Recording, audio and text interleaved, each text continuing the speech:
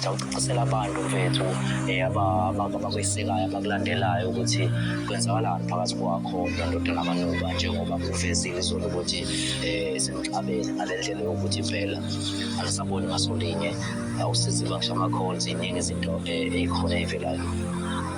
Njengamanje njengokuphula ungizwa ngiphinde ngigijima kakhulu. Yeah.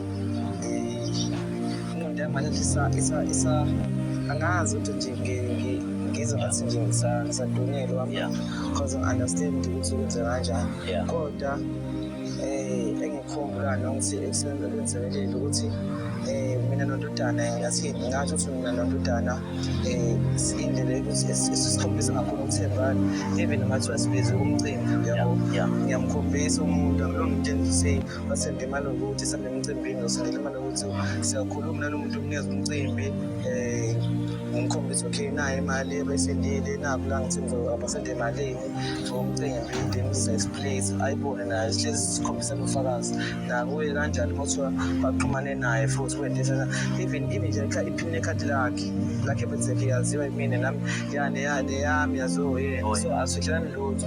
So kube nalento lena-ke le yokuthi abantu bezosikhuluma mhlawumbe seyangisheba wena